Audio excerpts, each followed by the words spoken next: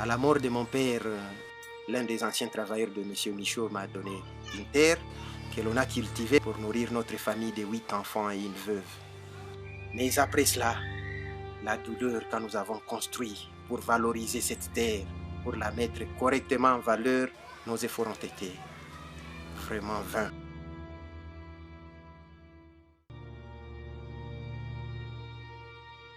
Wahanga wanasemaka aseme maumivu yakizidi umuone daktari. Hatuwezi tena yoeleza sababu inapita hata ile ya Beni, inapita hata mamasakre za Makobola, inapita ile ya Kasika, inapita na inapita Bwingi. Wapi ulishakaona wanabomolea mtu nyumba wakati ya mvua?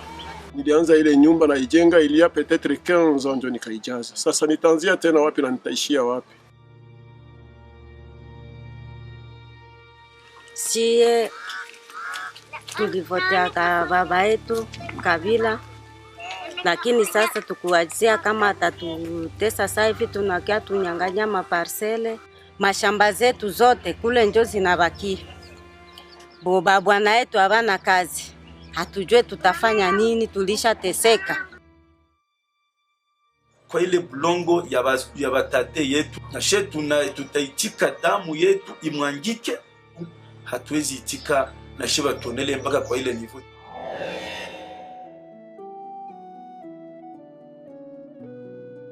C'est depuis janvier 2016 qu'un drame ignoré sévit à Mbobero, village situé à 10 km du centre-ville de Bukavu, en territoire de Kabaré, dans la République démocratique du Congo. Il s'agit d'un dossier foncier qui oppose le président Joseph Kabila à la population de cette bourgade. L'acquisition d'une propriété foncière à caractère privé est créée ici à catastrophe, dirais-je, humanitaire, et aux vies malheureusement et aussi de tout le monde, même de l'État qui est censé protéger ses propres citoyens et citoyennes. Parce que même pendant la guerre, la résolution 1612 du Conseil de sécurité des Nations Unies a consacré les 6 violations graves des droits de l'enfant qu'il ne faut pas commettre. Je dis bien même pendant la période de guerre, il est interdit à toute personne ou à tout groupe belligérant de s'attaquer aux écoles et aux hôpitaux. En janvier 2016, 47 maisons ont été rasées par les forces armées de la République démocratique du Congo et la police nationale congolaise sous la supervision des autorités provinciales et de l'épouse du président Kabila. Parmi les 47 maisons démolies, on a eu à déplorer la destruction méchante d'un centre hospitalier moderne, chassant les malades dans diverses directions sans aucune assistance médicale. Tukwa mkazi ilikuwa vipande ya saine, sawa kazi ya kawaida mkongomani. Tukaona ba polisie banapita na gari zao sawa vile kawaida. Tukaona bakuu ya nchi, viongozi wa nchi banafika. Tukaona mama Olive Lembe, njo mama wa kwanza wa nchi. Alikuwa na gari yake na bote benyi kumsindikiza kwa kumulindia usalama. Nyuma ya kidogo tukaona magari za soda benye banavaa sa benye banakuya kuvita na vifaa yote yenye inastahili kwa kupigana vita. Tukawaza kama inawezekana kuko adui mwenye aliingia Mbobero na njo mwenye banakia kutafuta. Donc ils ont commencé par démolir les maisons autour de moi. Et puis, subitement, je suis en salle d'op, je sens le courant est coupé. Parce que le groupe était allumé. Ils ont coupé la ligne. Nous sommes dans l'obscurité. C'était la journée, bien sûr. Voilà. Et le temps de poser la question, on nous dit non, la maison est en train de démolir par les services sociaux. Là où on a entreposé les groupes électrogènes. Et là, j'ai compris que ça devenait sérieux. Et voilà, les militaires sont montés dans la cour, là où nous étions. Ils ont cassé le bâtiment en vitré qu'on avait construit pour recevoir les malades en possession externe. Ils ont cassé toutes les vitres de la maison au rez-de-chaussée. Ils sont montés à l'étage pour casser toutes les portes, mais c'était extraordinaire. Bagonjwa walikimbia, bakulalamika, kila moya akatafuta akimbize maisha. na mwenyeko mserum ataichomola vile, kama garde malade haiko anaenda vile nje atakiana bululuka. Ilikuwa ni mambo ya huzuni sana, benye habangiweza kusimama. Tukabatosha tukabatia mwambulance kwa kuwabeba kwa hospitali fasi ingine. Bamoye habakujaliwa neema ya kupona, bali kufia munjia. Entre le 7 et le 10 février 2018, plus de 250 autres maisons furent rasées dans les mêmes conditions. L'école primaire Kachuba, la seule du milieu, a enregistré, à la suite de ces démolitions, plus de 45% de cas d'abandon d'école des enfants dont les maisons ont été démolies et qui vivent dans la traumatisme au vu de graves violations de droits de l'homme qui s'y commettent dans ce petit village surmilitarisé.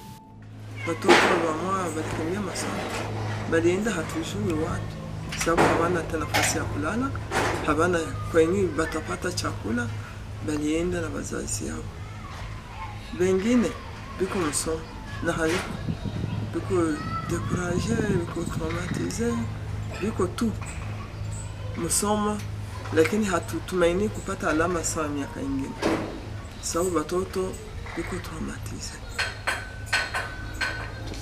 Batoto biko banaenda kuma parcele zao na kuanza kulilia pale pale ya kwenda kumasoma, natoka kumasoma anaenda pale anaanza lia. Kama hakupita pale asubuhi, anapita pale sana toka kumasoma, pale ya kwenda kunyumba anaanza lilia pale ku parcele hapo. Tunajiuliza tutufai wale watoto namna gani?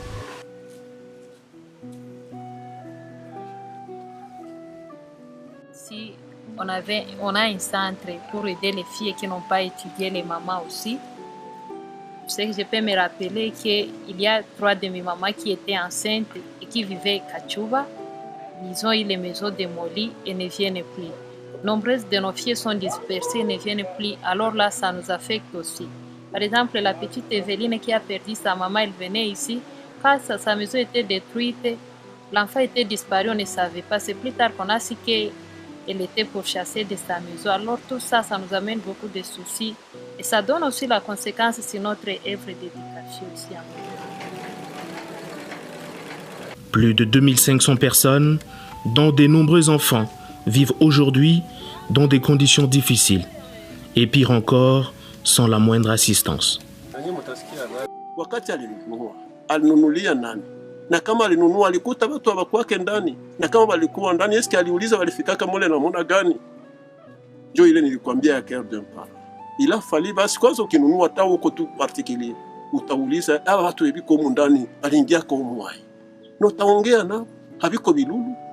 Wala kama inakupendeza utamwambie bwana mtoke hapa, nilikuwa nanifurahisha nitabafanya hivi na hivi na hivi. Mnaongea trebia iko kinyama sawa hii tunatendewa.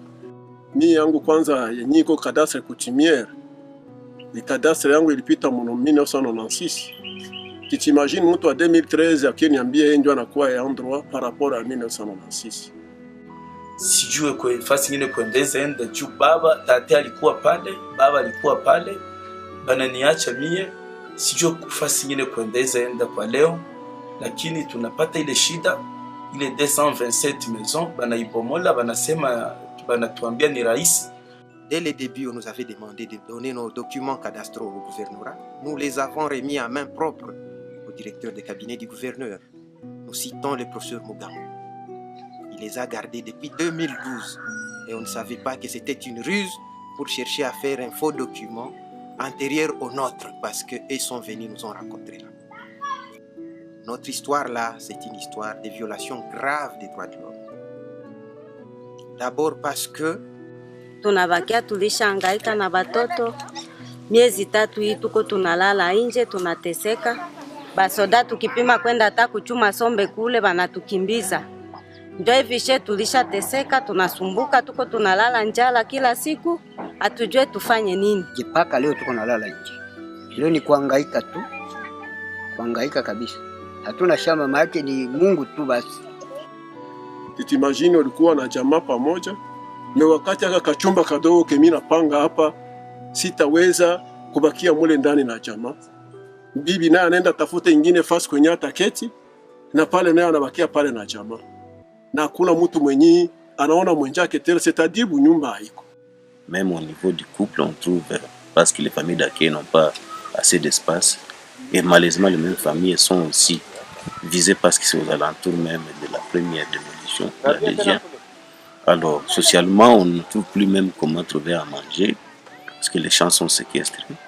Sur le plan économique, les gens qui exercent des activités dans la carrière ne peuvent plus y accéder. Sur le plan politique, nous doutons vraiment de ce qui va se passer comme élection, parce que nous disons des gens qui viendront mettre campagne à Rouvero, même nos députés qui sont là au niveau national provincial, qui n'ont même pas pensé à nous dire Polé. La route qui mène à travers nos deux villages, Nkungu et Kambi, est déjà aussi clôturée, de sorte qu'on se demande finalement quelle vie nous allons mener dans l'avenir. En bref, la situation nous amène à une vie nulle, une situation vraiment inhumaine. Il faut situer cet État dans une situation où on considère qu'il y a une violation grave des droits humains parce que les services qui interviennent, même pour la démolition, sont de l'État. Qui autre, et c'est la question qu'on se pose dans ces pays, aurait la possibilité de mobiliser la garde républicaine, l'armée ordinaire, la police, les services de titres immobiliers, les cadastres et qu'en sais-je, mais aussi l'office des routes et l'office des voiries et drainage. Monsieur Joseph Kabila Kabange, qui a acquis une concession qui date de l'époque de la colonisation, donc c'était géré, c'était un domaine qui était un domaine revenant à un propriétaire, un colon qui exploitait cette partie de la terre. Et après, par la suite, avec la zaguianisation, nous avons un Congolais qui a acquis la terre et qui finalement l'a revendue au chef de l'État. Monsieur Mihigo, dont la famille aurait cédé de droit à Monsieur Kabila, a acquis cette parcelle à travers les mesures de zaïrianisation. À ce moment-là, le monsieur Joseph Kabila, qui a succédé la famille de monsieur Mihigo dans ses droits, il ne pouvait pas avoir plus de droits qu'avait monsieur Mihigo lui-même. Et sauf erreur de ma part, par le passé, il y a eu un procès entre monsieur Mihigo et des personnes qui étaient bénéficiaires des portions de terre leur accordées par monsieur Michaud, qui était ce travailleur. Eh bien, ces personnes avaient gagné procès contre monsieur Mihigo. Et donc, monsieur Mihigo ne pouvait plus céder plus de droits que lui-même n'en avait. Ça, c'est de un. De deux, est-il que des informations à notre possession, monsieur Kabila aurait acheté auprès de la veuve Mihigo? Là encore, il se pose un problème de droit. Puisqu'en effet, je dois le rappeler ici, lorsqu'une personne décède, on dit que sa succession est ouverte. En principe, on recourt à l'organisation de la succession afin de désigner un liquidateur qui aura à répondre de tous les héritiers. Et à ce moment-là, lorsque l'un des héritiers, ça donne le droit ou s'arroge le droit de vendre à l'insu des autres, ça peut toujours poser un problème à l'interne. Et c'est ce que nous apprenons malheureusement pour ce qui est de la famille de feu Mihigo. S'agissant d'un Bober, c'est un problème foncier. Ça, c'est le code foncier du Congo. Ce qu'il est convenu d'appeler la loi du 20 juillet 1993, telle qu'elle modifie à ce jour. C'est ça la loi qui détermine comment on acquiert une terre en République démocratique du Congo. Dans notre loi ici, à partir du moment où une terre est couverte par un certificat d'enregistrement, il sort du régime coutumier. Et donc, c'est Joseph Kabila, c'est son droit aussi, en effet, on ne peut pas le lui dénier, aurait contacté la famille Mihigo ou lui-même pour acheter auprès de lui. C'est son droit. Mais ce que l'on ne comprend pas, c'est que comment on est parti de la concession de M. Mihigo de 18 hectares jusqu'à 220 revendiqués aujourd'hui. Parce qu'on apprend que, y compris la concession Mamboléo est concernée, Mamboléo se trouve à Hombo, à côté du parc. Donc c'est pratiquement presque tout un groupement qui est envahi. Donc nous sommes scandalisés par cette manière de faire-là, parce que l'acquisition des terres n'a pas respecté les procédures et le chef de l'État, il est induit en erreur par ses collaborateurs. Il y a des gens, des fauteurs à nos troubles, que ce soit au niveau du gouvernement provincial ici, du Sud Kivu, mais aussi au niveau de Kinshasa, et des gens qui sont à la base de ces sinistres que nous sommes en train de déplorer aujourd'hui en Bobero. On s'était posé la question, où était l'urgence? Où était l'urgence d'en arriver à ça? Entre 2016 et 2018, aujourd'hui, il n'y a rien de concret qui a été posé. Face à cette misère de la population, un silence coupable est observé dans plusieurs chefs de faiseurs d'opinion, dans la province du Sud Kivu en particulier, et en République démocratique du Congo en général. Contrairement à la nouvelle dynamique de la société civile qui a haussé la voix pour dénoncer ces violations de droits humains. Depuis 2016, nous sommes très engagés sur ces combats. Nous avons fait de ces combats notre combat à la nouvelle société civile, tout simplement parce que nous avons été scandalisés, nous avons été révoltés par les degrés de la cruauté, les degrés de la méchanceté humaine. Et ce qui se passe de ce côté là-bas ne pouvait pas nous laisser indifférents. C'est ainsi que nous avions décidé, depuis février 2016, d'accompagner cette paisible population d'Mbobero. Nous avons eu à travailler avec elle, à la conscientiser, à compatir avec elle. Nous avons eu aussi à la sensibiliser, à l'éduquer même à certaines notions élémentaires dans la matière de procédures d'acquisition des terres en milieu rural. Et nous avons eu même à faire du plaidoyer. Et du côté de plaidoyer, nous avons eu à faire du plaidoyer auprès des autorités provinciales, que ce soit auprès de l'ancien gouverneur Marcelin Dichambo, sous le règne duquel il y a eu la première démolition en 2016, mais aussi sous le règne du gouverneur Claude Nyamugabo, pendant lequel il y a eu le deuxième et le troisième démolition en Bobero. Et nous avons eu à rencontrer des hautes autorités nationales, et notamment le ministre national des Affaires foncières, M. Louméa. Comme tout le monde, je suis en train de déplorer la situation de cette population parce que c'est depuis plus de 6 mois que cette population est décrépite dans la concession d'Mbobero.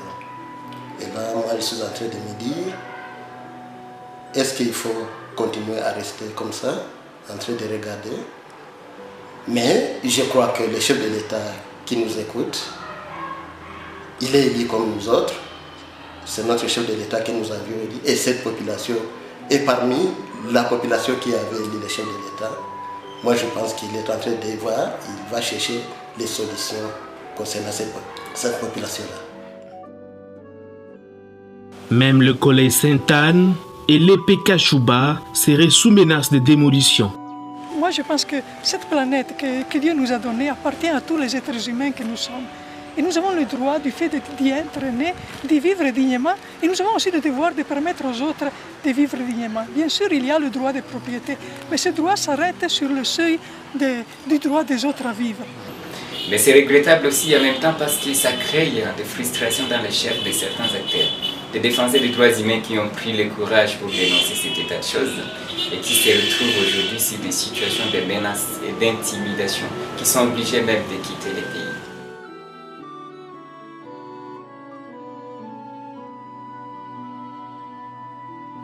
Des solutions préalables sont envisagées pour mettre fin à ce calvaire. Tutalomba sasa leo wakuu wa nchi warudilie bakamate tena zamiri, baangalie ile population yenye iko inasumbuka, angelirudia tena ajulize population sasa itaenda wapi kwa sasa. Population inakawia pale, itaenda sasa wapi? Tujue inafanyika Mbobero ni genocide. Ile ni genocide inafanyika Mbobero na ni crime contre l'humanité. Hakuna maneza itolere. sur le plan international, c'est condamnable. Beaucoup, donc notre grande principale recommandation se résume à une invitation que nous adressons au chef de l'État, au président Kabila, qui est le père, le garant de la nation, qu'il puisse revenir à des sentiments beaucoup plus humains et qu'il puisse enfin, de compte, accepter de rencontrer les victimes de ces démolitions barbares de Mbobero, parce que dans ces dossiers, tous ses collaborateurs n'ont pas eu le courage de lui dire toute la vérité. Il a été roulé dans la farine par beaucoup de ses collaborateurs et nous pensons que parmi les solutions durables, il faut les rencontrer. Mais au-delà de cela, nous sommes en train de solliciter, de plaider qui est mise en place d'une commission constituée de géomètres réellement indépendants et qui vont s'atteler à la reconstitution des limites. Parce que jusqu'à aujourd'hui, nous sommes en train nous ne parvenons pas à comprendre comment la concession du chef de l'État, vous voyez ici, nous avons l'acte de vente d'IMA signé par le représentant du chef de l'État, Maître Nkoulou, et M. Mihigo Chokola, mais cette concession est de 199 hectares. Curieusement, aujourd'hui, nous sommes très surpris, désagréablement, de constater que la concession du chef de l'État, la concession du citoyen Kabila, ne fait que s'agrandir du jour au lendemain. De 199 à peu près de 200 hectares, nous sommes aujourd'hui à plus de 600 hectares. Nous ne parvenons pas à comprendre c'est par quelle magie qu'il y a cet accroissement, cet agrandissement de cette concession. On peut y appeler à la bonne volonté, si pas au sens élevé de l'État congolais. Parce que c'est l'État congolais qui octroie les titres, c'est l'État congolais qui a en première l'obligation de protéger ses citoyens, ses citoyennes, son territoire. Et c'est là ma contribution, avec l'espoir évidemment que celles et ceux qui ont suivi, qui sont en train de suivre de très près cette situation, vont faire en sorte que ça puisse se régler et ne pas continuer à créer une catastrophe humanitaire telle qu'on est en train d'assister à ce moment-ci. Je souhaiterais que toute la communauté qui nous suit aujourd'hui soit compatissante envers nous et nous avons l'espoir que la lutte que nous sommes en train de mener aboutira parce qu'il n'existe pas d'impossible quand on croit en Dieu. Et nous sommes déterminés à mener la lutte jusqu'au fond. Parce que nous sommes déjà morts d'une manière ou d'une autre. Le chef de l'État nous demande tout simplement si réellement il a besoin de cette concession, peut-être pour un projet inavoué, il devrait nous contacter. Il a nos listes à travers ses collaborateurs et qu'il achète d'une manière en bonne et due forme. Mais à vrai dire, nous ne voulons pas qu'on puisse vendre la tête de nos enfants. Est-ce que nous allons déterrer les ossements de nos frères, de nos parents? La communauté internationale d'avoir encore les sur Mbobero et de penser qu'il y a des personnes qui y vivent, qui sont des personnes comme tant d'autres, qui doivent aussi vivre. Parce que l'injustice, ce n'est pas inné. Je pense que d'autres pays sont des personnes, sont des chefs d'État qui cherchent à construire pour les personnes. Quand on écoute que c'est le chef d'État qui est en train de démolir pour les personnes, moi je pense comment pour lui parce qu'il ne peut pas le faire. Alors il faut chercher vraiment qui est en train de démolir. Moi je ne crois pas que notre chef d'État peut démolir les maisons pour les personnes. Oui, en fait il faut dire que dans la question foncière d'Mbobero, nous avions eu le temps aussi de continuer avec les plaidoyers, tant sur le plan national qu'international. Nous avons rencontré d'ailleurs Madame Zerugui Laila, qui est la représentante spéciale du secrétaire des Nations Unies en RDC, et nous lui avons vraiment demandé de faire tout pour que les Nations Unies s'impliquent, la communauté internationale. Et elle a promis exactement qu'elle va rencontrer le président Joseph Kabila pour lui parler exactement des problèmes fonciers de Mbobero. Parce qu'elle a estimé que c'est illogique exactement si jamais il y aurait achat. Dans ce sens, il fallait plutôt que Kabila, s'il y a un problème foncier avec ces gens, qu'il soit aussi remis dans ses droits à travers une décision judiciaire, mais aussi, ou peut-être une décision administrative. C'est là qu'elle a dit, elle voudrait très bien les rencontrer à Kinshasa pour lui parler exactement des désastres, des problèmes qui sont en Mbobero et pour chercher, n'est-ce pas, une issue favorable, une voie pacifique que de continuer à des violations graves et massives des droits de l'homme tels qu'ils se déroulent. Je dois vous l'avouer que je ne cesse de parler au gouverneur de la province du Sud Kivu et à son gouvernement même pour qu'il puisse chercher une solution, que cette population se sente à l'aise, que cette population sente que c'est une population congolaise comme tout le monde. Je pense qu'avec les conseils que nous sommes en train de prodiguer, ils vont faire quelque chose. Alors, ce problème d'Mbobero, je ne veux pas l'aborder du point de vue du cadastre. cet égard. Mais je voudrais rester sur le plan des droits humains. Parce que je trouve que ce sont les droits humains qui sont touchés. Quand on arrache à une personne son habitation et les champs dont il vit, c'est la vie qu'on lui arrache. Et avec cela, il y a beaucoup d'aspects qui dégringolent. Par exemple, il y a des familles disloquées, des enfants qui n'ont pas pu terminer l'année, des enfants traumatisés. Il y a des abus de la part de certains militaires qui sont sur place. Alors, vraiment, je trouve qu'il faut réagir. Et si on se tient seulement à l'assistance humanitaire, on n'aura pas répondu au véritable problème de cette population. J'y ai tiré ma vie en Mbobero. J'y ai construit aussi ma maison. C'est une histoire de souvenirs. C'est aussi une histoire de douleur. Une grande histoire de douleur, des graves violations des droits de l'homme que nous avons subies. Comme vous avez acheté chez les autres, comme vous avez acheté chez nous, achetez aussi chez nous. Nous sommes prêts à partir pourvu que vous achetez. En tout cas, moi, à mon humble avis, il faut continuer à faire un plaidoyer pour cette communauté de Mbobero. Nous ne pouvons pas comprendre pourquoi le chef de l'État peut agir avec une si grande méchanceté pour sa communauté. Non, je ne peux pas comprendre. C'est la foi en Dieu. Tant que Dieu est là, il est pour les justes. La justice finira par. Parce que nous, on considère que nous avons été occupants de bonne foi en Mbobero. Naturellement, l'espoir est là. L'espoir, c'est la dernière chose qui mourra. C'est un droit. La vérité finira toujours par triompher.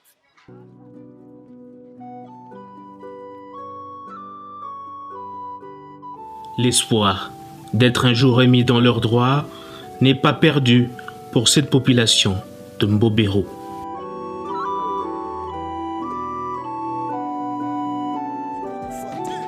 La cité de Mbobero, c'est notre héritage de nos ancêtres.